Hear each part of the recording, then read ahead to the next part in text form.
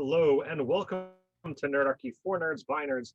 I am Nerdarchist Ted, and tonight we are going to play some 5th edition Dungeons and Dragons.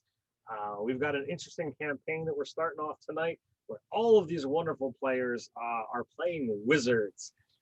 So the Untraditionally Arcane comes from the fact that none of them are from the 8 core schools of magic, and we'll very quickly be able to find out why. I'll throw it off to everybody to allow them to introduce their characters real quick. You can find the links to everyone's channels and where you can find them on the internet down in the description below. So our lovely producer, Jake. I don't know that I've been called lovely before, but I'll take it. Hey everybody, I'm Jake from Mini Terrain Domain, and yeah, that's where you can find me on Mini Terrain Domain usually, except when I'm here. Which I am happy to be here once a month and excited to be playing in an all-wizard campaign. Wizard is the class I have played the least next to Ranger, so I'm very excited to be playing a wizard. And as you can see from the overlay, I'm using the Nerdarchy School of Beardomancy. It only seemed natural that I should choose this particular class. A little meta, but I will be playing Ordo Wonderbeard, the dwarven beardomancer, and you're gonna learn when I do what Ordo sounds like when we get this game started. Very cool. So thank you, Jake, for that wonderful the overlay, the intro, all that stuff. You know, Jake produces this game, and we are eternally grateful for him doing so. Why don't you toss it to another player of your choice there, Jake? We'll go around as you will. Let's see. I'm going to throw it over to this... Nope. This... I was going to get watching the stream. Over to this very fine tusked individual. Or snouted? Trunked?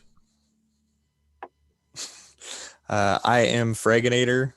Playing a Loxodon Order of the Scribes wizard today. And I guess I'll just keep going on to Asa. You gotta pick the person not paying attention. That's the plan. I am Asa. I am playing a Tiefling onomancer, which is a fancy name of saying, or fancy way of saying a naming wizard. And typically I am with Roll for Mischief. We stream on Tuesdays from 12 to 3 Pacific time on Twitch. That's me.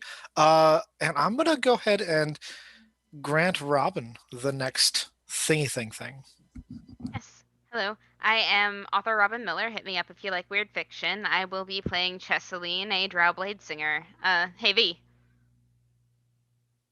Me. Hi everyone, I am V Muse. You can find me over on Mini Terrain Domain playing in a couple games every other Tuesday. It is the Harper's Tale Hope and Redemption. And every Thursday it is Dawnbringers. And you can also find me over on WizKids channel for Mini Mayhem every Wednesday at noon Eastern time, where I like to show off a bunch of different minis. Shocker, I know. Tonight I'm going to be playing Speranza di Sogni. She is a halfling graviturgist, and I am very much looking forward to playing her tonight. And I think she's literally the first wizard I've ever played. I'm not even kidding. I don't normally wizard. Well, I figured the last game that the Chaos Crew was involved in definitely had gone in the opposite direction of intelligence. Not that the players didn't do fun and creative things, but the barbarian was the most intelligent one in the party. So going with a game of all wizards definitely seemed like a nice flip-flop, a nice switch. So what makes you think we didn't all dump intelligence? I definitely didn't dump intelligence. That would be funny. No comment. I've played a wizard 3 times now on this channel thing. What is spell? What do? I have not dumped intelligence, but I personally, as a human, don't have a lot of that. So here we go. I feel you there, Asa. But without further ado, let us dive into tonight's game, which we must say is sponsored by our lovely friends over at Easy Roller Dice. Whether it's your first set of dice or your 1 millionth set of dice, Easy roller dice for all of your dice rolling needs. You know, they got cool dice trays. Check them out. You've heard me talk about them for quite a while. They're awesome. Thanks Link for down in reminding the me. I forgot description. dice. You need the math rocks. Like the clicky clackies do a thing. Yeah. They were close. Kind It's of okay. relevant. So They Perfect. supply the Elephant bardic never inspiration forgets. in the party that has no bards. An elephant that dumped intelligence never remembers. I think it's fitting that we're sponsored by I have Easy way Roller too much Dice, fun with and this. someone doesn't have dice. I do. Oh, okay. They were just I'm slightly corrected. further away. It's not like you had to, leave the stream. But Just as a I smidge. said, let's actually get into the game. So each of you traveling apart from the others have been traveling with your mentor, the one who, whether it's been recent or for quite some time, who has been teaching you your specialized school of magic. Little has been known about why the two of you have been traveling. But you have been traveling for quite some time. Group by group is led into whether it be ruins or dense forest. Each of you wind up seeing something different as you are led through winding passageways until you are brought to a vast stone antechamber, and each of you wind up sitting down and we're in pairs of chairs that line this room. Floor has a rich carpet, varying tapestries hang on the wall. As the last pair to arrive, you see varying groups around the room. The descriptions that you've already heard of your fellow players, and the descriptions you'll get momentarily of their mentors line the room, and each group seems to only be conversing with themselves. Hushed tones, your mentors urge you to just be patient for the last to arrive. We're gonna see who that happens to be. So that is going to be the Bladesinger pair, the last to arrive. Oh, so we walk in to this like really quiet room with all of these really stuffy, really serious looking wizard types in it, and I immediately pipe up, "Oh, we're not late, are we?" Very loudly. That draws the attention, from the room. Your mentor just kind of looks at you with just a bit of a scowl. Doesn't say a word. I grin up at him with the same face with which I've asked, "Are we there yet?" a dozen times over the course of this journey.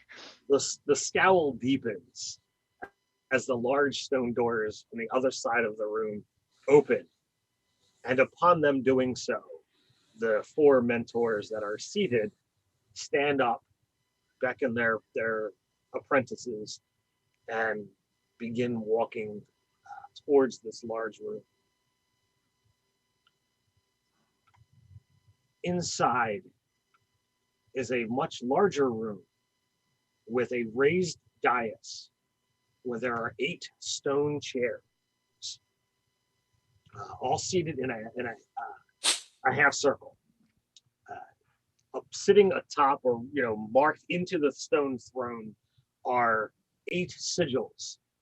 I would imagine that most of you are proficient in Arcana, and these are easily recognizable as representative of the 8 schools of magic. One by one, 8 figures begin entering through a doorway on the dais and take a seat at each of these chairs. Their staff winds up going into some holder that's attached to the stone throne or stone chair. And then they sit. And although the chairs seem to be made of stone, all the chairs seem to shift and move. This, bringing everyone's eye level up to the same. And yet there are a variety of races. There's a human, a gnome, a wood elf, a halfling, a satyr, a half-elf, and a warforged. So quite a variety of races that sit upon these chairs. The human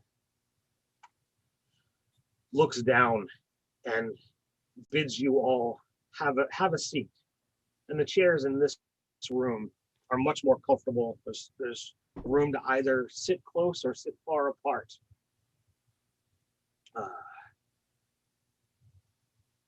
Each of the 8, if you would guess, wizards that have entered the room all seem to bear a sash, showing, again, a knowledge that each of you would have, bearing the eight colors of the schools of magic. If any of you are, devout student of history and arcana, you might know of this particular council, the Gul Talaf, the Council of 8, and they are those that govern the laws of magic within the mortal realm, and seek its ever increasing knowledge, but also seek to be in charge if there is a problem with magic itself, or with a wizard who has overstepped what a mortal should. All of you kind of take in this information visually. The mentors around you, as well as those sitting on the dais above. There is a lot of magic potential in this room, and it's a little awe-inspiring. I'd like to. So I'm a fairly big person, tiefling, and my mentor, also a tiefling, is like a foot shorter than I am. Okay. And I'm gonna lean down toward him and say, "So, you know all of their names, correct?" I know their names, not necessarily their names. Right. So, why don't you sit on the council?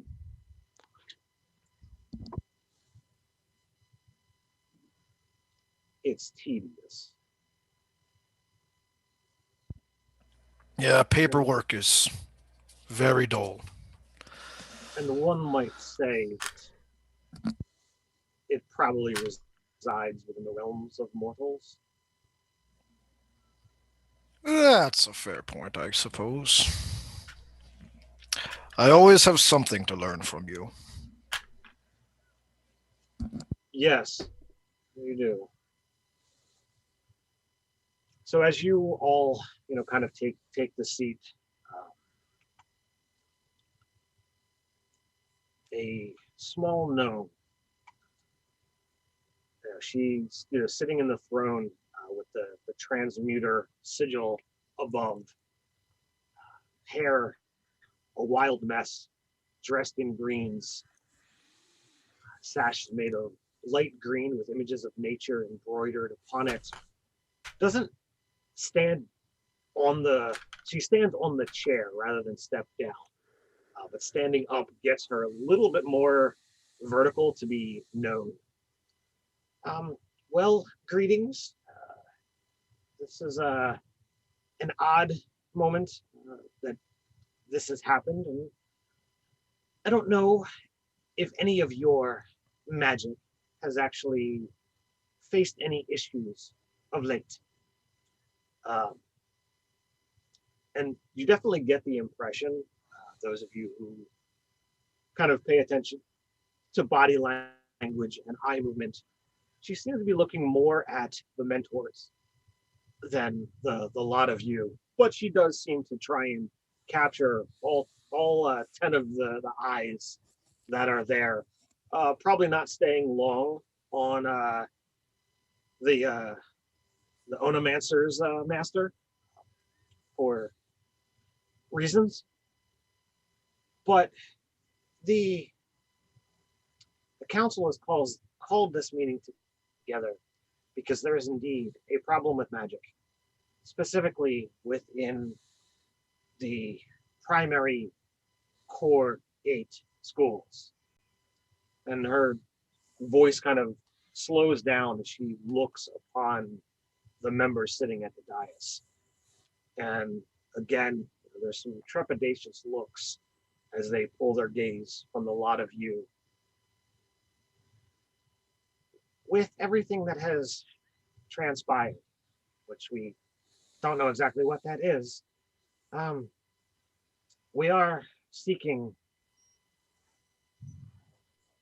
those who would be willing to go out into the wilds, travel to the unseen places, and figure out why magic is not working properly.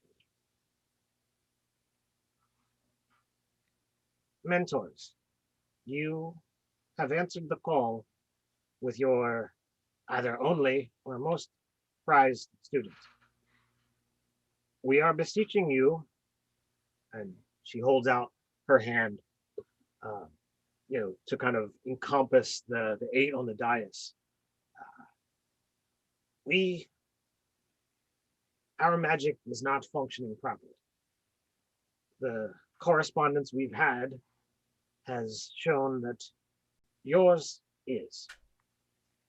So we are seeking protection as well as assistance in this. Would your apprentices be willing to journey to these places while the lot of you remain here?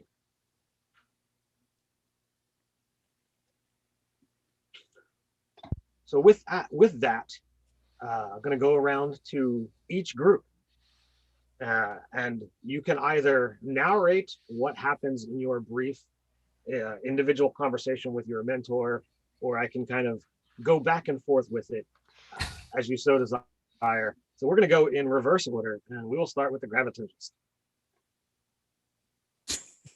So Speranza is this tiny little halfling. She's very petite, and she's got like this halo of red hair and these very big greenish eyes that sometimes shift towards like more of a greenish brown, depending. And she'll look up to her mentor, and she looks like up because her mentor is a Goliath, and his name is Katonk. And she looks to him, and she has this very high-pitched little voice. Katonk, how can like the magic stop working? How is that possible? Well, there are different types of magic that are out there, and while each practitioner learns in different ways, it is perhaps whatever school is their base is where the interruptions happen. And the fact that you have made a divergence from the typical, you are weighted properly, and therefore whatever is out there is not affecting you. Well, I mean, I know I have a good head on my shoulders. That is not what I was implying, but the magic that we enact, it operates outside the typical weave. This isn't going to happen to us, you think? Because, I mean, that would be really bad timing if I was doing something like one of those stones like you showed me. It's like spinning up in the air and then it dropped down and fell on someone, because that has happened. But that was really early on when I was just learning how to do things. That is one of the reasons why I answered the call, so that those kinds of incidences don't happen. If we can put an end to this, then the learned can go back to doing what they do. Well, I guess if I'm needed, I'll help. Lead singers. All right. So, Chess is pretty much exactly what you would expect an elf to look like. You know, she's like typical drow, all long and lithe, but like she's got moonflowers braided into her hair, and her mentor is her brother, and so they look alike. And he's like also got long hair, and like they both would be cutting a very elegant figure if Chess could stop herself from grinning at absolutely anything and everything. She might as well have my first time out of the glade painted on her. And so she's going to reach over and tug at Ilinray's sleeve, and she's going to be like, "Did you know that this was going to happen before we set off?" I had a fair idea of what was to transpire. But you didn't tell me. Do you really think you would have chosen to come along if I were to say we were going to part ways so abruptly? Yes, I would have been more prepared for it, but I would have come. Well, I'm quite certain those here will make sure you are as prepared as possible. After all, he just kind of points up to the magnitude of the 8 wizards up there, the power that even though they've just told you that magic isn't working properly, it's still an imposing sight. The stabs themselves seem potent. There's probably a number of magical items upon each of them, between rings, jewelry, you know whatever, robes. It's powerful, and this is what they just have on them, let alone what is. And he looks around, and there are a number of doorways besides the one on the dais, besides the one that you guys came through. There seem to be other ways into this room, and plus other places that this room leads to. Promise me that you'll be okay, and then I'll see you after. The only way there would be a problem for me is if someone was foolhardily enough to come and attack this place. Then I won't let you down. I am more worried about you, dear sister. I'll do my best. The onomancer. Yeah. So I look down at my mentor and say, "So why are we getting involved if these are matters for mortals?" Well, you still are. You have, I do believe, ambition to go beyond that. He definitely lowers his voice to a whisper when he says things like that. But you'll understand this is an opportunity. I heard of this place. I have heard of them. But this is a chance to garner more introductions.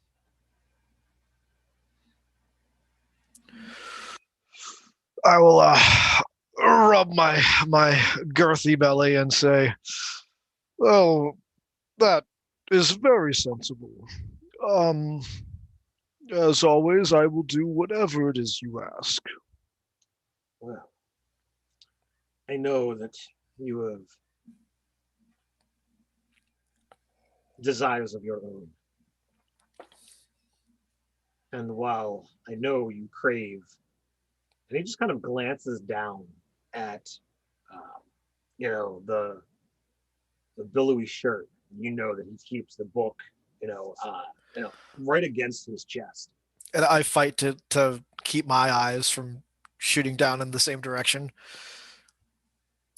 But it would be too easy for me to give you all of it. In preparation for this journey, I have given you a bit of a leg up. And from a different pocket, he pulls out a book. Perhaps one day. And he again glances down at his breast pocket. But that is not today.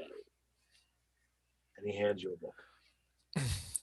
I fight back the look of disappointment that has come over my face, and of course, it's your wisdom that I defer to. Thank you. Remember the important lessons of a proper introduction.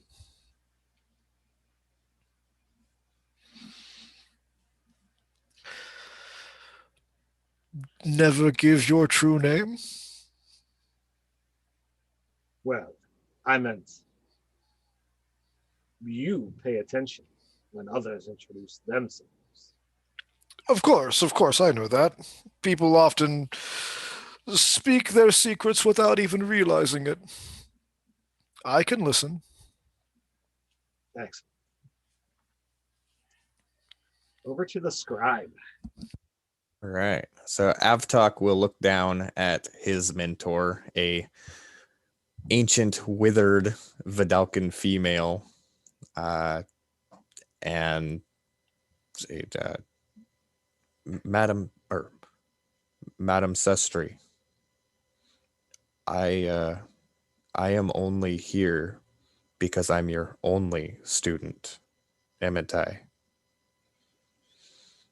Well, yes, you are my only student, but you have shown great promise.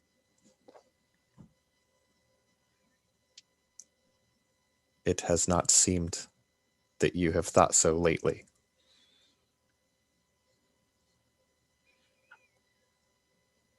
Do you not wish to take part? Oh no, I do. It will help me learn. I just was curious as to your motives behind it. Well, perhaps being cooped up for too long has made you soft. Perhaps seeing the world will allow you the chance, like a flower, to bloom. Very well. There are certain things to consider, and there are worries that I certainly have. But this is something that is beyond us. And if we can make a difference, we should. Understood.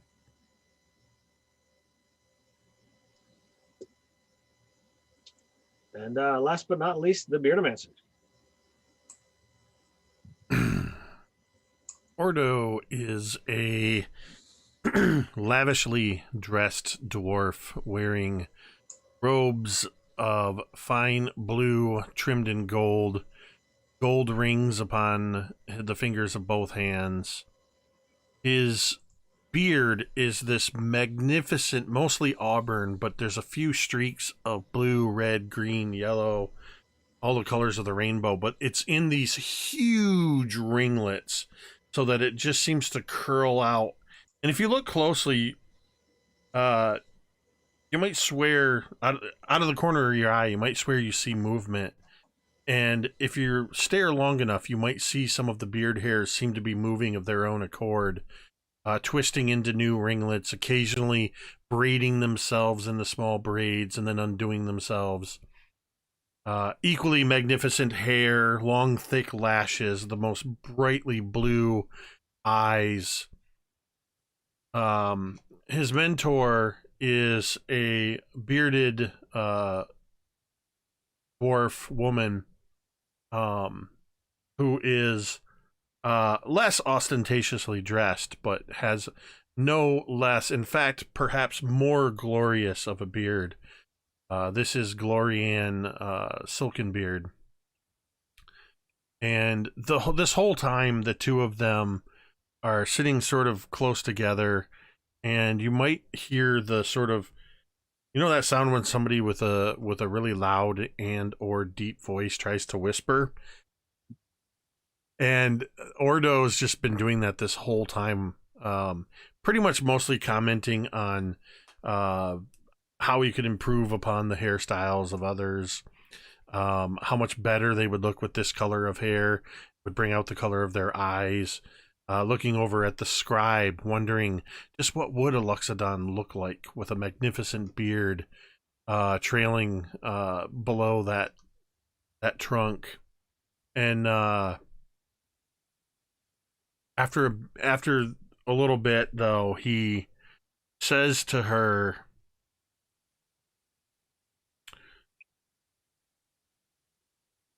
I am absolutely certain that this is precisely what I've been brought here for. It's what I've been building for, what you've been training me for. This is why I have been given the gift to bring it to the world. In what better way when the world calls upon me for service? Well, us, of course, but if it is to be up to me, then without question, I will gladly offer my services to any and all who need it. So she responds, and I she has that deep dwarven gruff voice, but it's slightly more feminine. Now it is entirely up to you. I do not see any here that would appreciate or even have knowledge of what we do. But it would be amusing if you were to teach them all the fond ways of our magic. I mean, not everyone can access the beard dimension. And, she wraps her staff, which is nothing more than a solidified staff of hair. I pulled this itself directly from there. There are many spells for you to still learn. As a beard and hair does grow, so too must you. So this is your chance to shine, your chance to grow. And shine and glow like the most lustrous locks. That I will do, I assure you. I will not let the school of beardomancy down. I will be a shining beacon upon our school of magic. So with that, the lot of you wind up, turning back to the council, and it seems one by one, the mentors give a nod. The half-orc dressed in red stands up, and he seems to be just full of energy in all of his movements. Nothing is slow or even keel. So it looks like all of you are interested in helping out. The wave of his hand, a door to the side opens up, and in literally canters a table. Seems sparks of just like leftover magical energy kind of bleed off with every footfall, leg fall of the table as it hits the stonework. You can literally see the energy kind of bleeding off in a trail as the magic of him forcing this object to do what he wants is more visible than things that you wind up seeing before. On the table is a map of the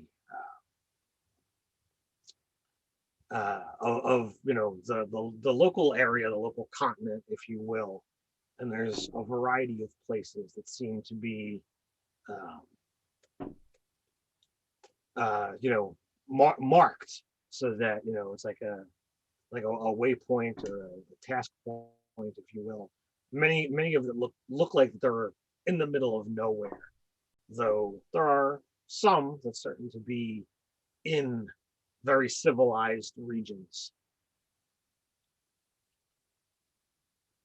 There are 8 places within this continent that seemed long ago, whether it's before the discovery of magic or shortly thereafter, that seem to be concentrated points for each of these primary schools of magic.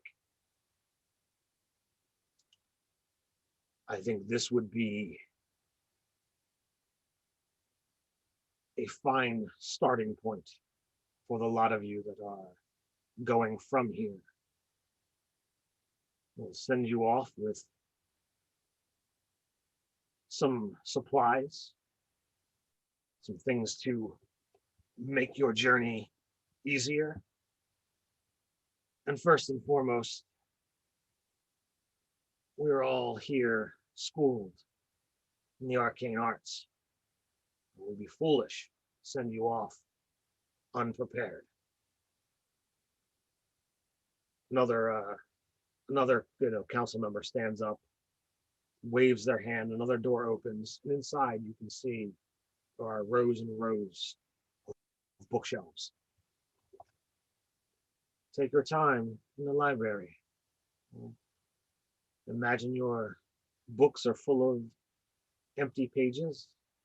We can provide you with the ink for new magics that you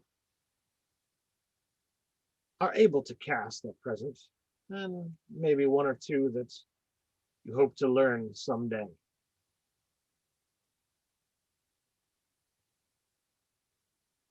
But if you have any questions, you have desires, things that you are unsure of, seems a lot of information is transpired, and she points or looks at each of the 5 of you pointedly. You have not had really a chance to speak with us, so now would certainly be a good time. Well, I wouldn't be opposed to a fine glass of wine. Maybe some food. That, of course, can be arranged. Good. And I'm gonna just kind of lovingly caress the book that my mentor gave me. I think I have the only volume I will need to read. I snap my fingers and a quill appears, and then a spell book floats up out of my, I forgot to grab it, out of my robe pocket, opens itself up. Take me to your books. I mean, she literally just gestures, and you can see the library that's in. I slowly stand up with my 7'11" frame, nearly 400 pounds, and gingerly tiptoe, trying to be quiet and horribly failing as I head in that direction and look back sheepishly as I realize I'm creating more of a ruckus trying to be quiet. In case you wanted to know one of my dump stats. Sure. So one person has desired food and one person has desired knowledge. Do any of the others? Seeing that these 2 have already made known what they want, and the Loxodon is not too quietly heading over to the library area, I will walk up to the other 2 remaining, Cheselin and Speranza, and before I'm within 10 feet of you, I'm already holding out a ringed hand like this, Oh my gosh, it is absolutely so wonderful to meet you. We are going to have an absolutely wonderful time together. I'm Ordo Wonderbeard. Take it in, of course. Yeah, you can't hardly look at me without seeing it. You have lovely shades of hair, if you don't mind me saying so. And as I'm talking, I'm reaching within the locks, and from somewhere I draw out a small canister. And as I open it, I'm just kind of looking at each of you, and in this canister, there's various pigments. And I just lick my fingers and start moving around. And almost absent-mindedly, I take a few strands of the beard, and I've color matched to Speranza's hair, and then I've color matched again to Cheslin's hair. Glancing over at the remaining two, I match Joshua's hair, and looking at Havtok, I've mixed together real quick some shades of gray, and just blend that in. And this is all while introducing myself to you, sort of hands working off on their own. And as I put the canister away, the beard hairs that are now all colored just seem to, of their own accord, create a multicolored beard that matches braid, that matches all of our hair colors. Now, one of the most interesting things, about this, is, for just the briefest of moments, once he pulls out the canister, it looks like the end of the beard kind of like wraps around and pulls the top off so that his free hand and pull out the thing. And then the beard itself puts the cap back on, and, he's able to put it away. Oh yeah, it's like holding it there. I don't so much tuck it into the beard as I just hold it near the beard, and it just kind of vanishes into the beard. So I imagine this book that my mentor gave me is like a little pocket book, and I've flipped through to an empty page and jotted down Ordo Wonderbeard, and then made little notes about his beard being wonderful.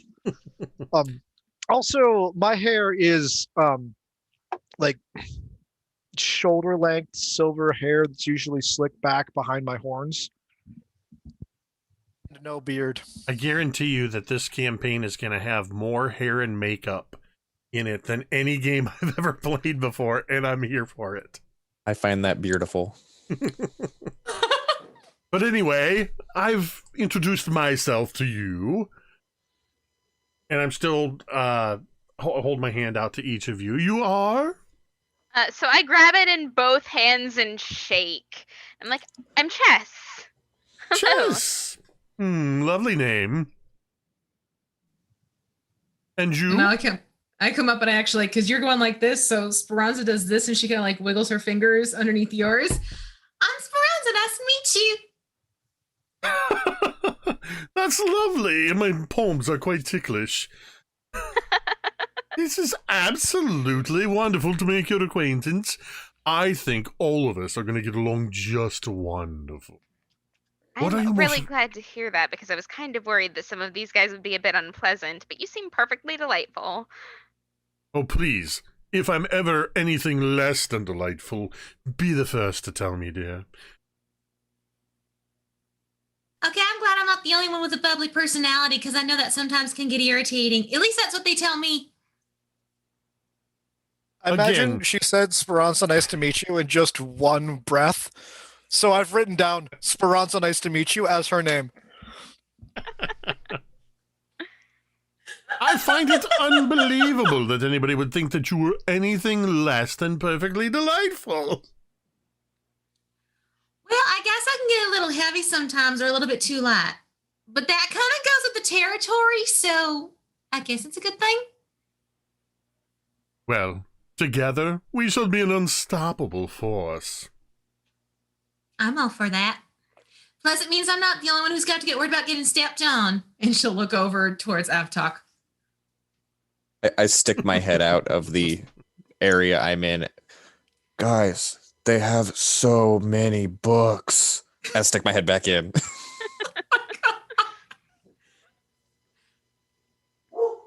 I'll join Ordo, and that is a lovely shade of beard you've made you've made there. Um, I, of course, am Joshua. At least that's what you may call me. And it is great to meet all of you. Would any of you care for a drink? Joshua, first and foremost, allow me to say that it is wonderful to meet you, and I shall, of course, call you Joshua. Thank you for the I do a little compliments on the beard. pirouette, my belly jiggling as I half bow, and then. Thank you for the compliments on the beard. Of course, never, ever hold back in complimenting my beard or any other beard that I've styled. And of course, please, never, ever let me refuse a libation when it's offered. I will gladly take whatever you're offering. Whatever drinks they have brought about, I will grab one and hand it over to Ordo. Ron's just gonna like tug on Chess's sleeve and like motion for her to come like bend down a little bit. And I do. I take a knee. I have a feeling that with these two, they're gonna be each other's mirror. Just a guess. So, I guess we're their designated drivers. I have a feeling, yeah, that might have to be the case because it looks like those two are gonna get nicely distracted by each other or just themselves alone. Okay. Well, I'll definitely follow your lead on that one. Most of the people in the glade that I come from were pretty responsible. Well, maybe you should leave because you're taller. It's harder to find you, especially if the grass gets taller. As I stand up, can I like put you on my shoulders? Sure. Cool.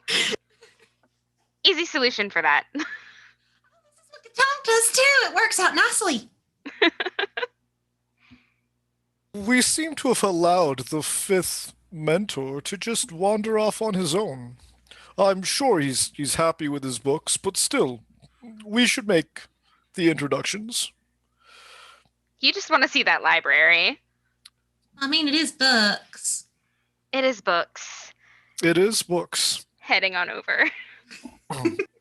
So by this point in time, you know that some of the council members have like gone back to the door they came in from, but some of the others have kind of come down and you know, begun either speaking with the mentors or seem to be observing the rest of you.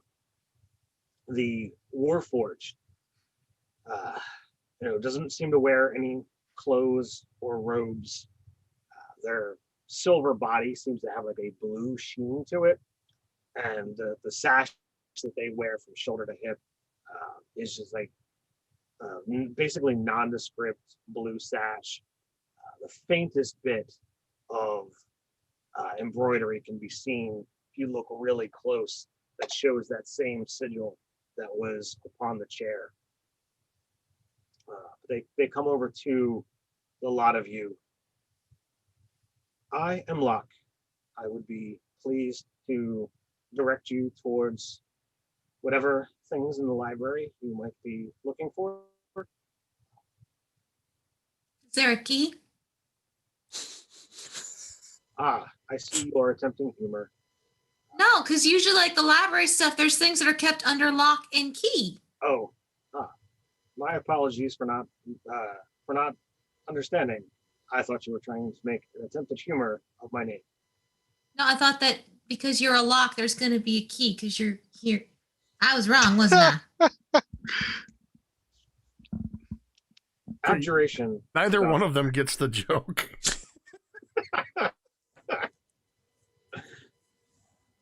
Abjuration is a school of protection. That is, I guess, why I was deigned Locke. But That please, makes sense. this way. And very, very similar to, you know, the coloration of the different schools, that there seem to be shelves of books, and the actual stain of the wood of the shelves matches the school that the books are there. except for a single, like half-sized shell that seems to have a handful of other things that are in it. As a lot of you kind of go in, there are languages that you may or may not understand, but they definitely seem to, vie away from the typical sigils languages that you typically speak. There's one book that nothing is written on the outside. It seems the cover and spine are nothing but hair.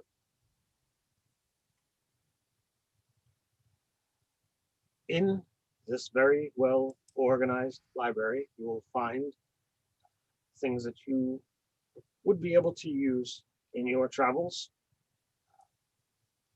Reaches down, grabs a book off of a nondescript shelf. This one is going to have a lot of your easy ritual spells. I recommend all of you take these and add them to your library so that it will make your journey easier. As we speak, the council is preparing things for you to take with you. TA is our local enchanter, has provided some things that you will be able to take upon the journey to cover some of your needs, shall we say. Looking around the lot of you, do each of you have a preferred focus? Well, yes, I carry it, and I kind of tap my hand on the staff that I'm leaning on. It's a quarter staff, but I'm pretty tall, so it's more like a walking stick for me. Well, we can either provide a new focus with some potency to it, or a TA could imbue the item you have if you so choose. There are some risks with power. Well, if we can make this a little more durable, I would be all right with that. And the staff is made entirely of glass.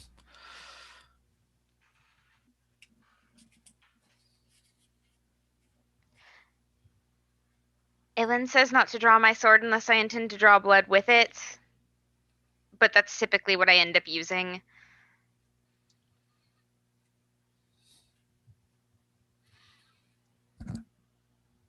So you wish your blade, is it sentimental, or would you just prefer a new blade? I have a bit of a sentimental attachment to it, yeah. I mean, Ellen used to use it.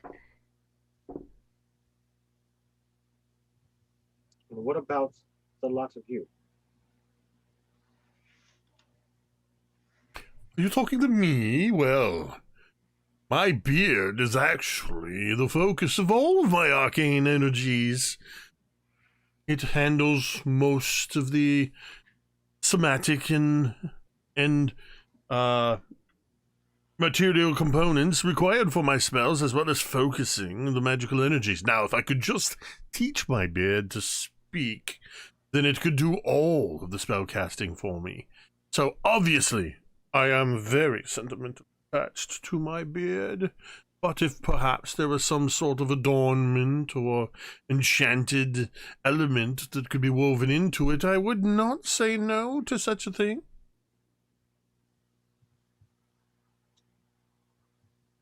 That is probable.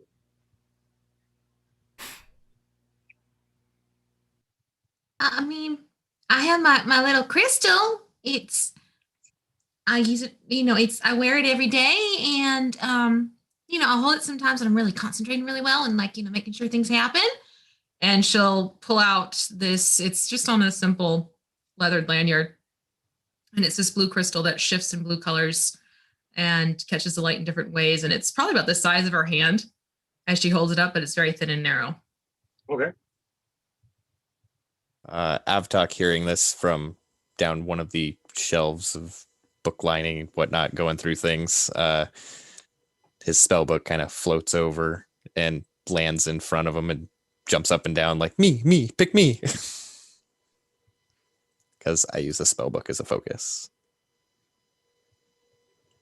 But I have said nothing. I'm just still looking through spells. Did you say you were jumping up and down?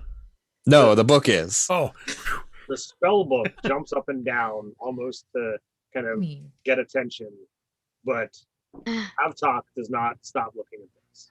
Got it. If he was jumping up and down, all of the books would be jumping Yeah. up and down. imagine. His brother's dominoes. Like, you need to be lighter.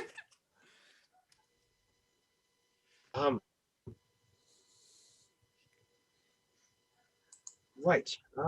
Well then, a TA is going to be busy.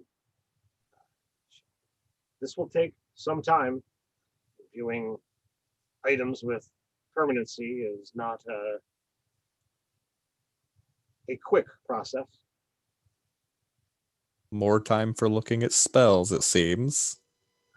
Yes, that would lead you all more time to prepare yourselves as best as possible. I'm going to have questions at some point before we leave this place. Would it be okay for me to put a pin in talking to one of you? He stops, turns, whatnot.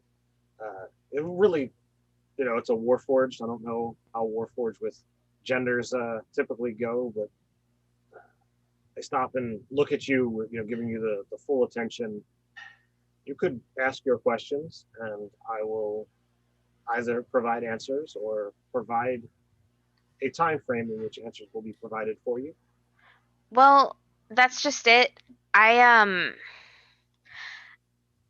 have questions now, but I want to sit down and I want to talk to the people I'm going to be traveling with and get an idea of what their questions are, so we can just give you the list. That is a sensible idea. I I know- like lists. Sorry? No, I like lists. They're nice. They keep you organized. You go Wait. down and check things off as you get them completed. Makes Now you work things from the very bottom up, expedient. not from the top down. Sometimes I go inside out. Oh, that's terrible. Why would you do that? It all depends Chaotic on... evil. No, I'm at least very lawful. Well, then I shall give you time to converse, prepare, and when you feel you have properly made your list of questions, one of us will be around, and we will easily get you that information. There are some of us that are slightly more attentive or interested in what all of you have to say. I would avoid Oneth, and I would certainly stay away from Rayleigh. Why? Well, he looks back through the room, through the door leading into the room that you guys were in. And if you follow his eyes, he seems to be scanning the room to see who is in there.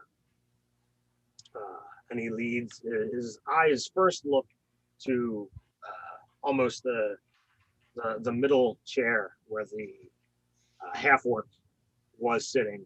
And I just keep leaning closer and closer because I can feel And the Speranza's scandal. on your shoulder still?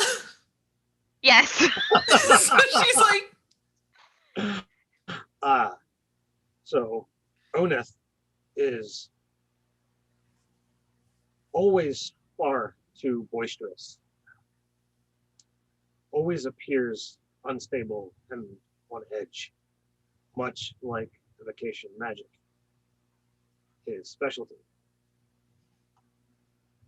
I am not fond of the magic that deals with death, and I have never gotten along with Raylith.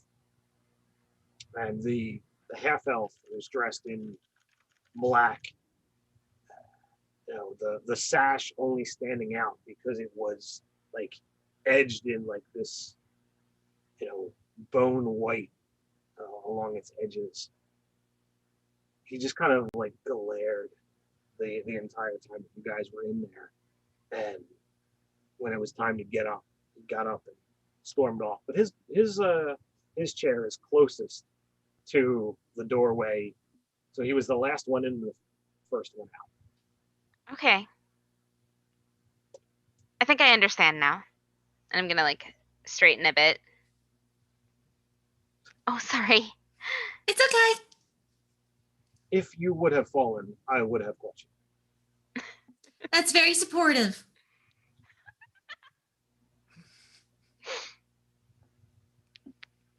So, please take time to study, prepare, converse. Meals will be provided. There is plenty. Takes a moment to look around at all of you. All of you are of a species that consumes food, yes? Yes. Of course. Copious much so. amounts. Oh yeah, I eat. I'm gonna sit Speranza down on one of the chairs. Do any of you have any dietary restrictions or anomalies that the council should be aware of for your time spent here?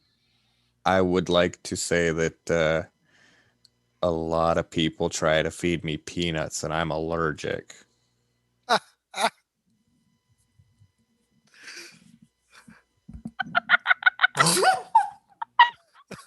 Why is everyone laughing at me? This is meta. So sorry. Yeah. This is totally meta. Not. I wouldn't have laughed if V hadn't covered her mouth. I just find that peanuts are delightful, and I feel sorry for you. Perhaps Thank you. I will eat Oh. peanuts for both of us. Oh, you said peanut allergy. What did Wow. you think he said? Wow, Jake. Jake, that was Excuse me, I'm Ordo. going to step outside. I don't have any No, no, dietary Jake. restrictions. And Chess just gets up and leaves the room. I would definitely like some sweets. There was a tortoise somewhere who made the most delicious. I can't even remember what they were, but oh, if I could get my Strawberry hands cream on those. tarts. Mm-hmm. Now go starting that again. I'm good with anything as long as it's not raw. Like, you know, like meat raw. There will be ample selection, and we'll make sure that the peanuts are not touching anything that you might have talked. Much appreciated. And very, kind of, Terminator-esque. Like the body doesn't spin like normal humanoids would. The top spins, the bottom spins around, and they begin to walk out. Sometime later, a food cart is brought out, and the person definitely seems to be interested in what you guys are doing, but it's not one of the council members. It seems to be somebody else that has got that fresh young look on their face. Perhaps this is somebody who is newly brought in. Perhaps it's just a servant, but they don't seem to fully grasp everything that's transpiring here. But there's definitely a look of longing into the room that you guys seem to have free access. You've got plenty of time to sit and eat and converse. Okay, What- so I wanna get up and go over to the person that's looking in on us. Mhm. Okay, so hey,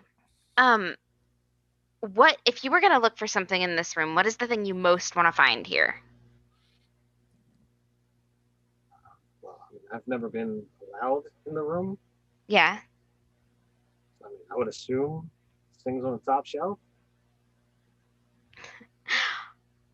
Or Right. Speranza. But like what specifically though? Because I kind of want to know where I can find Master Raylith. And I didn't want to ask the guy that was just here, so I'm asking you. You want to talk to him, or you want to know where? Yes. Well, I can have him brought forth at some point in time, or let it be known that you have a desire to speak to him. I mean, you guys are, contracted to go out and help whatever's going on. So the masters have set forth time to be able to speak to you if you so desire. All right. Yeah, make that happen, and I'll find you something that you're interested in reading, okay? Yeah. Okay, cool. He winds up like citing some, ancient. He doesn't want to call it a war, but he's talking like eons ago. There was rumored to believe that wizards had built these like tower-sized golems that they used to fight the dragons that were trying to take over. He wants to read that story. Cool. I kind of want to read that story too. Do not blame you in the slightest. Thanks, man. I'm going to pull back into the room and find a seat to sit in. Sure. And I will find him exactly that and like copy it over as we're doing this. Sure. Give me an investigation check to see how long it takes for that to happen. Okay. This is the first official roll of the game. Yeah, only 69 minutes in. Nice. I wasn't laughing at the time, but yes, that too. 23. Dirty 23, but 23. So you wind up actually finding the book, fairly easily. You take his advice about, looking, it's not about spells, it's about history. So you kind of, this place seems to be well laid out. And sure enough, you go to one of the top shelves, and you start quickly looking across the titles, and there is some stories of battles and wars. It looks to be about like 9 ages ago. There was a battle where the dragon emperors had gained so much power that they were like rending the mortal world and reshaping its power, reshaping the landscape in and of itself. Magic at that point in time was far more potent than it is now, and some of the spells that you wind up reading during this story are just so absurd, beyond what you ever thought possible or even dreamed of, is talked about with some of these practitioners doing. But they built these like city or tower-scaping mechs or suits that they would either pilot in groups to actually go into battle against these dragons. And rumor has it to this day, you can find pieces of these suits as ruins, as towers. But yeah. So I do pass that book along when I'm done copying this over to everybody else in case they want to read it and be aware of it in character. And I also make mention that I'm going to try to talk to the necromancer.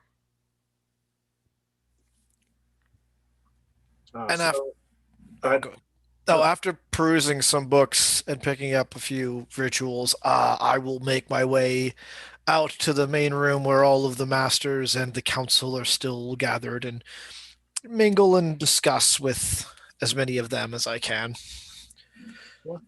Was there anyone in particular that you wish to speak to? No, it's just more of a getting out there, greeting everyone, getting their names, paying attention to their mannerisms and how they present themselves. That's pretty much it. So, a couple of the mentors don't, you know, fully grasp, what you're doing, and that they greet you with, their typical enthusiasm. Uh, Give me a D8 roll. Okay. That's a 1. That's a 1. All right. So, for whatever reason, you know, you see yourself in front of the halfling. Maybe he had come back out to see what was going on, and as you try to introduce yourself and schmooze, and it was like, you know what magics you do, little tiefling. And he's, as far as wizards go, he's pretty jacked. And he's got orcish blood. He's got the one snaggle tooth or tusk tooth that comes out. The other one seems to be filed off.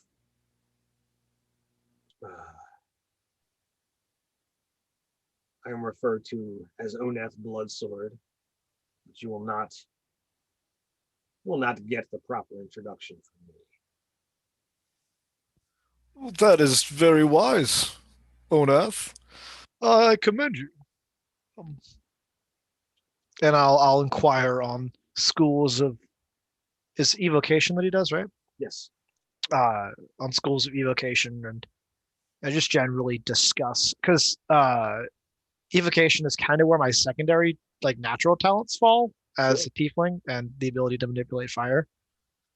So yeah, I'll just he goes on at length, but like there's definitely a love of the carnage of just unleashing raw magic, and that's kind of how he looks at evocation.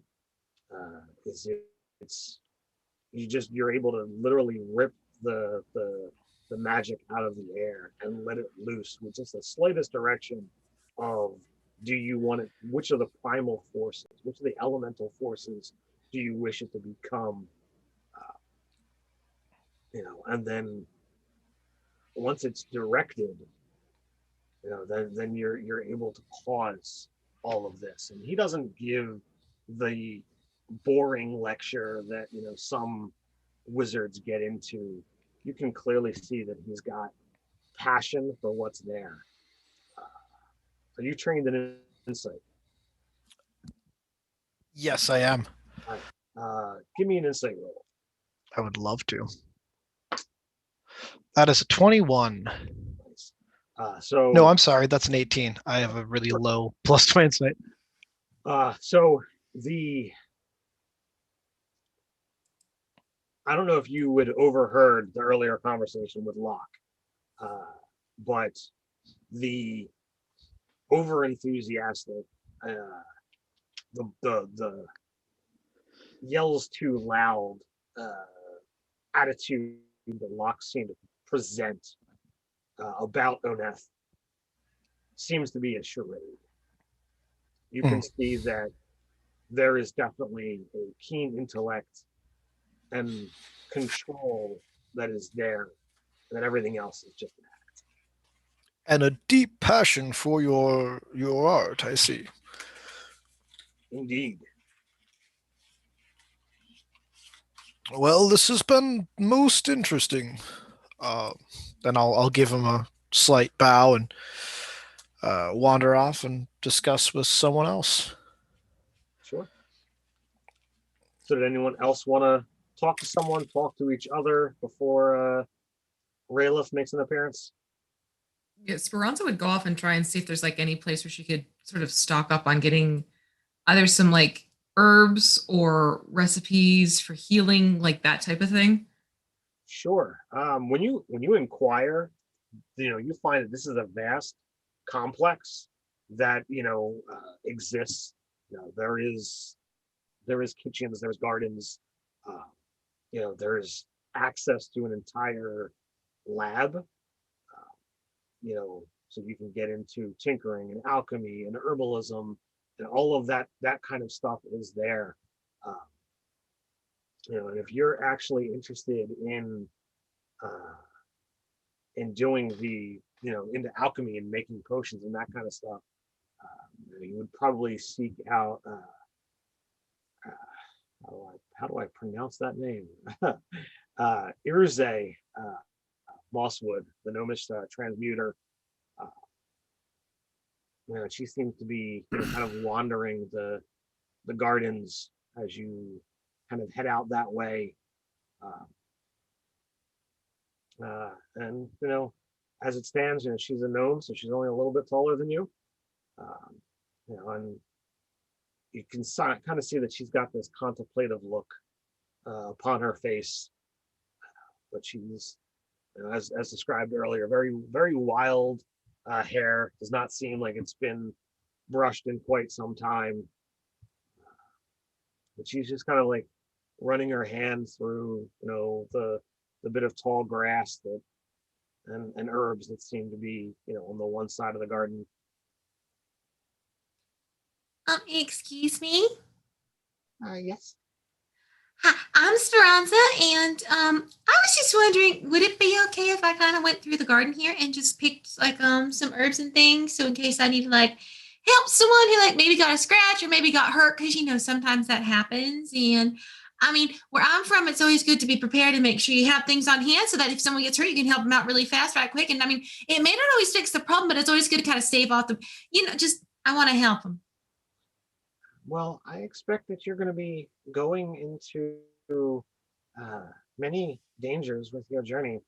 So whatever this place can provide, we are looking to do so. So she kind of holds out her hand, and as she does so, the ground shakes a little bit, like all of the plants just grow a little bit taller. But like you can see that the shaking of the ground was not really expected, and she nearly falls over. I did not do that. That was not me. No, there's effects when we use our magic. That's why we're looking for your help.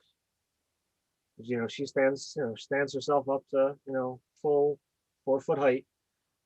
But please, whatever here you need, and if there's some guidance that you would be looking for, I would be happy to provide. Well, I mean, is it possible for us to get some like healing potions? Not to be tacky, but I figure since you said you want to make sure we have the things we need, I mean, right off the bat, healing potions would be like super helpful, especially if they're kind of like more in that like the flask type of thing, because then we can just tuck them into our side pockets and they won't be so bad in the way. It's difficult when they're made of glass, because I've seen people carrying around their healing potions. Sometimes they break because they're in those glass bottles. Etienne actually has something that is from her personal collection that she has already spoken to me that she would be providing, that I think would be most beneficial in that particular line of question. Okay, may I be direct and ask, what is it? Are we going to find out later? Everything is supposed to be presented at once, but it will provide healing potions. Okay, you got any belladonna? Yes, right over there. Okay, cool, because just in case I need it for someone who's not very nice.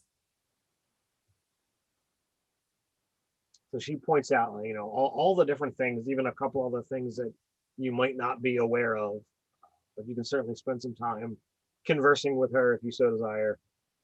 Oh, she'll be talking. You're kind of quick talking but long-winded, does not seem to bother her in the slightest. And at times she gives it right back. Oh, perfect. So before too long, a half elf, wielding carrying a staff that seems to be made of the spine of some bizarre creature with a sharpened, almost like scythe-like blade upon the top of it. Opens the door again on the dais and looks down into the room. Where is Chess at this point in time? Is she in the library or is she out in the meeting hall with the food? I was muted. Yeah, I'm in the library. I am still seated in my seat. I put the book that I was looking at underneath, like, like school tricks. Like, I know where to put the book so that the spine isn't showing, so that it's not obvious I was dipping off the top shelf. Okay. But I am definitely sitting where I have been. So Raylith, when he steps down, from the dais, he's got is wearing typical mage robes that's black as night. The only thing that again that allows the sash to be seen is that the edges rimmed in bone white. As crazy as it is, he's got this kind of like bone mantle with like skull pauldrons that one looks like it's got the head of a saber tooth with like the tusks kind of coming down into his arms. You don't know how he can still move his arm, but it doesn't seem to really affect him. The other one kind of is shaped another way, and some creature you're not sure of, with massive, sharp fangs that kind of point straight out to the left. But he kind of steps down, and one by one, he's like looking and taking in the entire visage of everyone that's not normally here. Looking at the different mentors and apprentices, but very quickly ascertaining that the person who he's looking for is not in that room, and he very very quickly strides through the doorway. Before he sees you, Chess, and he sees you before you fully registered that he's there, and like the weight of his gaze kind of settles upon you, and it's almost as if like someone's poured ice water down your back, but it's like the other way. It just kind of crawls up your spine. Oh.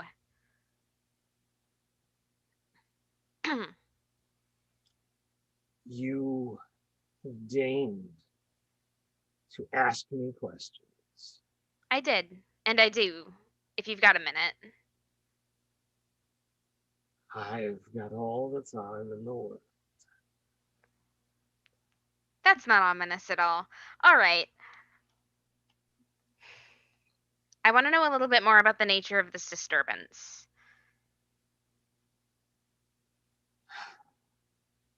He lets out this long sigh, and it seems to go on far longer than someone should be able to exhale breath.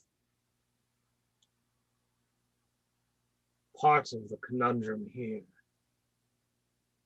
is that we are not sure what is causing magic to go awry. Why some practitioners seem undisturbed while others are unable to practice at all. There are fledgling wizards upon, he just kind of gestures over his shoulder, and you probably guess he's pointing towards the thrones, the chairs. And with that, you would probably gather he means apprentices or fledgling wizards of those 8 schools, that they're unable to do anything. Even a base cantrip seems outside the realm of their capability, almost as if they themselves do not know how to use the weave. Okay. Those that are more practiced seem to have these odd effects. The wrong spell goes off. Dangerous or unexpected consequences wind up unfolding. The more powerful the magic, the riskier the effects.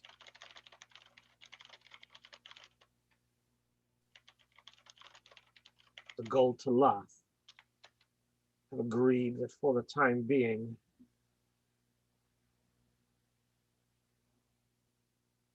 he looks at you and he is angry at saying this. The Elder Magic we will not use unless it is life or death.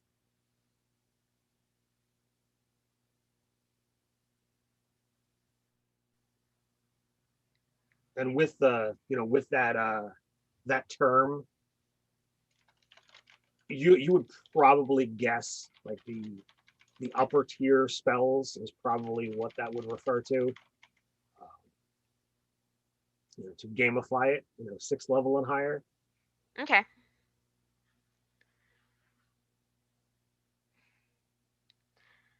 All right. So who did this hit first?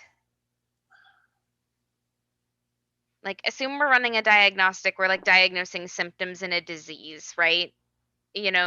Was it the fever first or was it the boils? Like, who started to become unable to do this initially? So as you're thinking about this, I imagine that Chess is kind of going through like an investigative process, and very typical. Like you kind of like look away from him as you start kind of like going through like a checklist.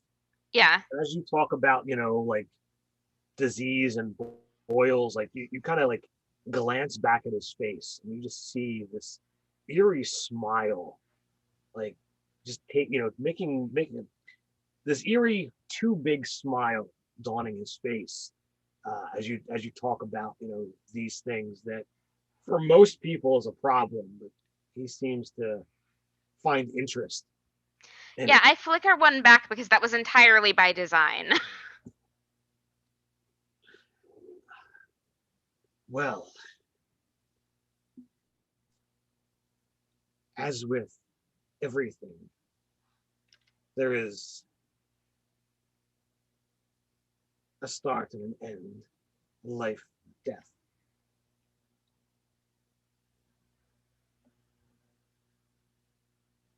I would believe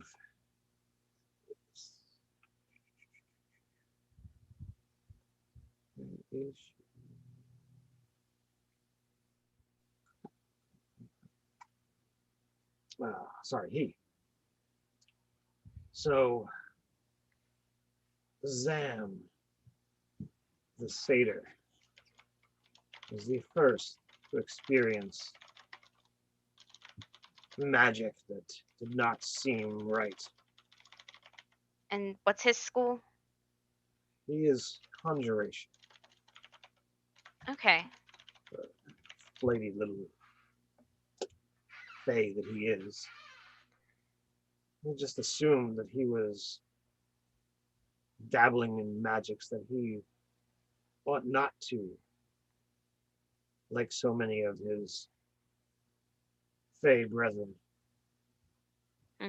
Yeah, it would be absolutely terrible for people to draw assumptions about you just because of what you are or what you practice. But when Etienne, the enchanter, spoke of maybe not the exact same symptoms, again, looking at you, using your words, that we began to actually call a legitimate face-to-face meeting. prior to this, we were just communicating as we do with magic. All right, I have one more question. Do you know the order with which it started affecting the schools? So, we do not know who was throughout the middle. But as I stated, conjuration was first. Enchantment was second. Transmutation was third. And as we gathered, it all seemed to move quickly. Evocation was next to last. And then finally, my school of necromancy. Necromancy was last? Yes. Okay. Thank you for your time and for your honesty. What led you, knowing how potent magic is, to say, you know, I can stand back and blast my opponents from a distance. I should pick up a blade, run in like a common soldier. My brother and I are followers of Elistray. You either get it or you don't. It's traditional. Ah, And I'm good with it. well, If you're far away, you're not going to be able to punch your opponent in the throat if you have to. that is true. I cannot punch them in the throat if I'm far away. We'll punch them in the throat with magic. There are numerous spells that do that. It just makes me want to be able to use Mage Hand as a monk as a way of fighting somebody That needs to be a T-shirt. We'll punch him in the throat with magic. with magic. Oh, please. If only a YouTube channel did something on that. Yeah, we actually did. Dave wanted to make that monk school himself, so there's a video on it. I want to play that. Yep. Well, this is not the all monk party. This is the all wizard party. But all in all, to answer your question, it makes me feel alive. Sure. For a time, life is so fleeting. I mean, you should be longer lived than I if you don't die upon this mission. I won't. Well, that is good. We hope you survive and correct this. Is there anything else that I might assist with? Not at the moment, but I'll look you up when we get back. Well then, with that, kind of like looks around, and if there's anybody else in the library, just kind of glowers, kind of daring you to ask any more questions. And if there are none, he kind of quickly steps out of the library, quickly steps up the dais, and goes through the stone door. Doesn't slam it like some tantrum child, but it definitely closes with some noise. I think at some point in there, like Joshua would go up to try to introduce himself to him, but he would just walk right by.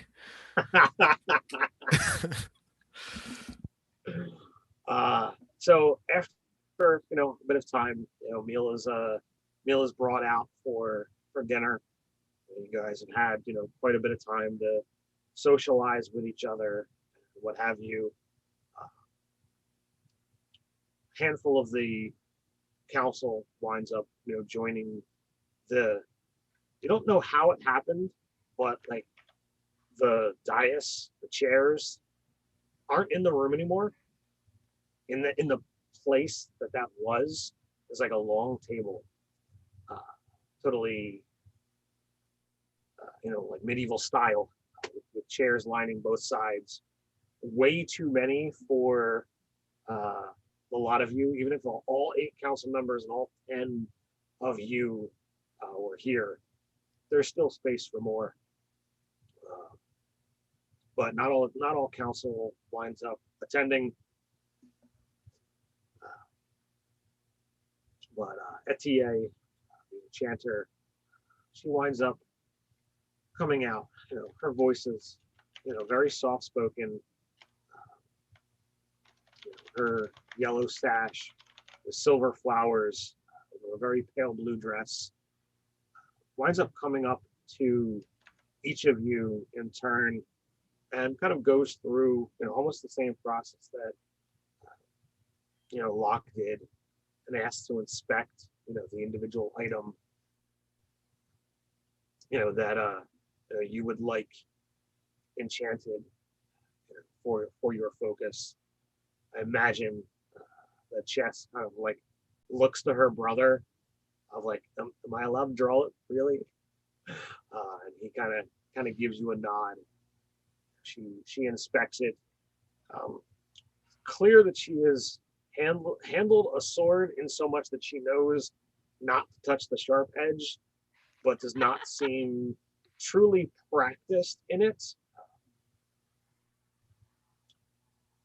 She is an elf, so clearly some time ago she should have learned how to use a sword.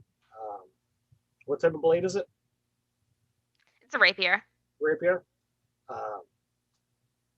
But she definitely does not look comfortable handling it. When she gets to, she goes through each of you that asks for something enchanted. When she gets to Ordo, she winds up just kind of like holding out, this like kind of audacious, like thick gold ring, and it's like thicker than someone would ever really wear on a finger, but it's very in style with the typical beard ringlets that dwarves wear. I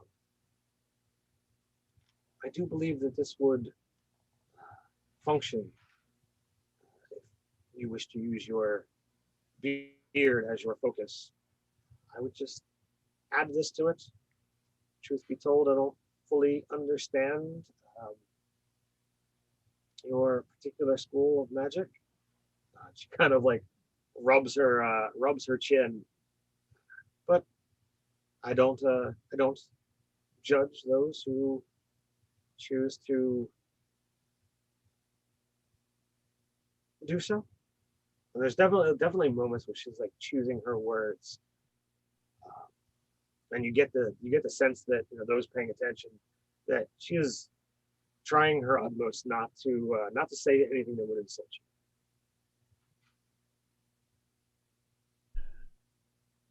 Well, I thank you very much for this. It is absolutely gorgeous.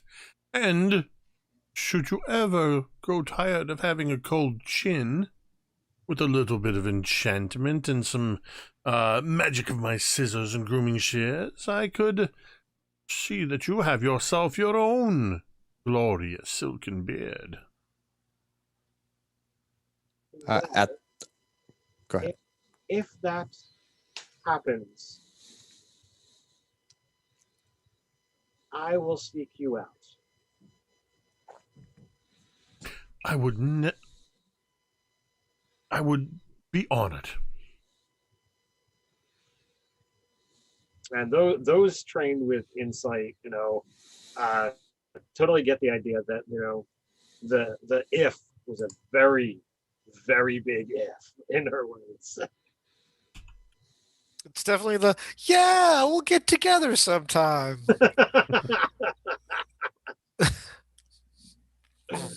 I picked it up. It sounds like Avtok had something to say. After hearing that, I'm going to sneak up to Ordo. Couldn't find his name. Be like, will anybody be able to get a beard with your abilities? Oh, believe me, if you want to find yourself in the presence of a glorious beard grown from your very own follicles, I can magically assist that and make it happen. What if I don't have much hair there either? So, what was your mentor's name, Ordo? Glorianne Silkenbeard. So, Glorianne, scratches her very bearded chin. How much do you know of the beard dimension? Avtok, was it? Yes, Avtok. Somewhere between nada and 0 would be roughly equivalent of my overall knowledge. Well, the beard dimension offers a significant amount of power to those willing to reach out and grab it. With amazing, even minor spells such as, beard whip, beard hand, beard armor, you too could easily cast such things. Ordo, we shall talk soon. I look forward to it. This is definitely not me just wanting to match so I don't have to shave to wear this costume at all. Just saying.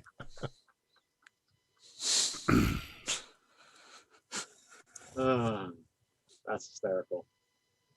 So, again, you wind up going through the whole process of dinner, some more conversation when Etier winds up collecting the items from you that she is going to enchant over the next few days.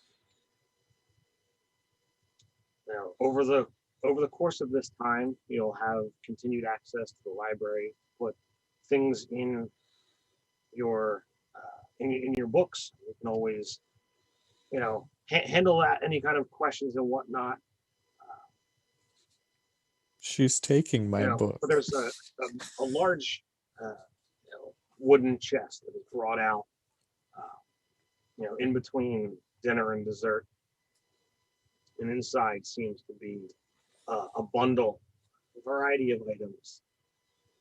There's a silk pouch inside, has a very valuable pearl. And Etier kind of, goes through each of these things.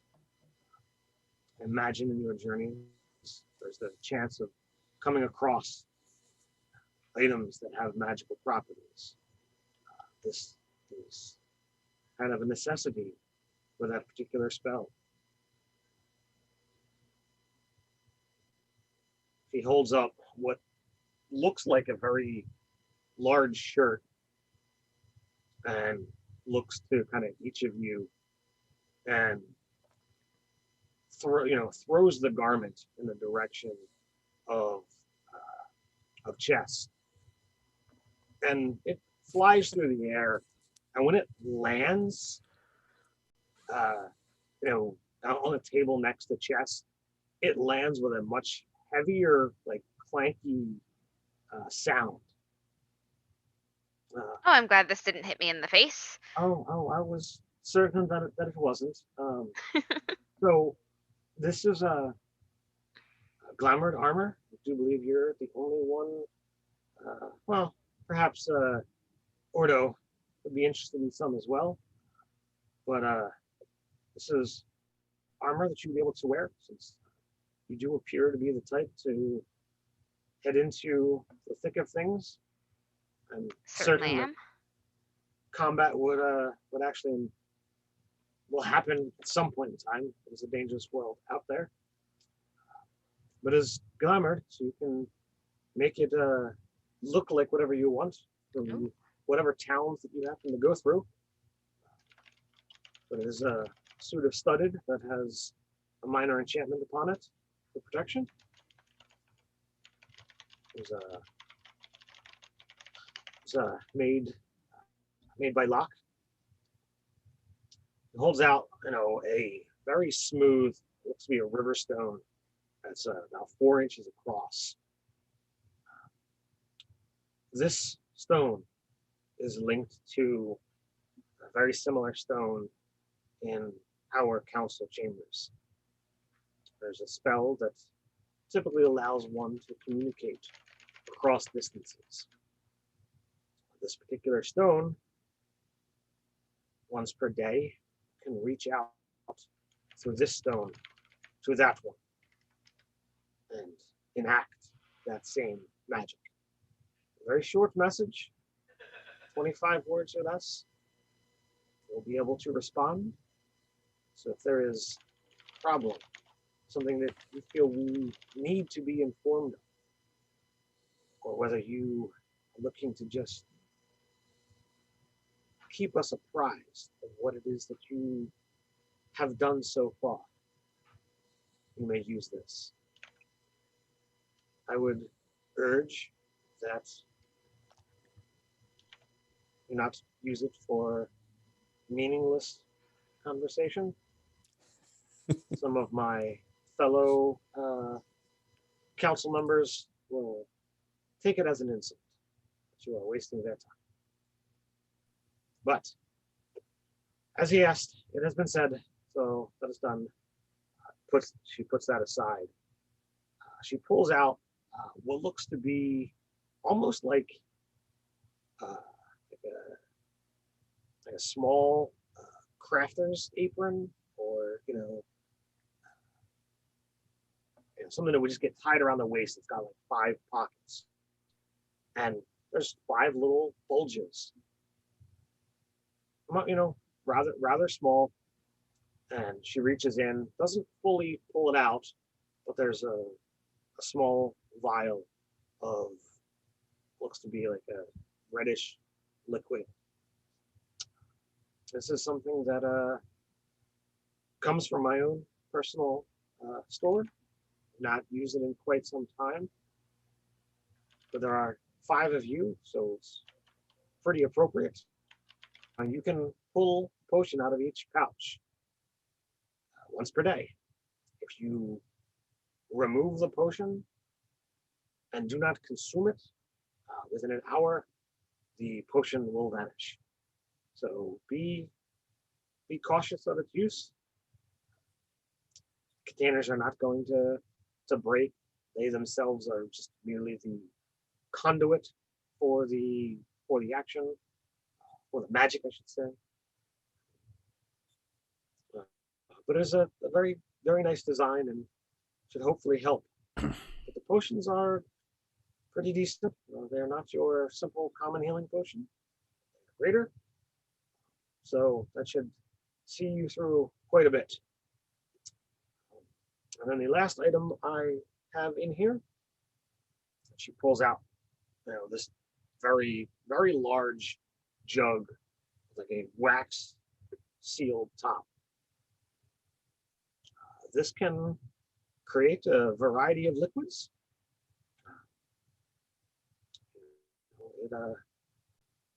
You ever heard of an alchemy jug? This is what this is. Whether you need liquid to drink, whether you need acid to melt things, or one of a number of other things. I am certain you will find ways to put it to good use. She kind of like puts it all in that. I would be happy to hold on to that. She looks to Ordo. I know that some of your brethren tend to wear armor. Is that of your design, sir?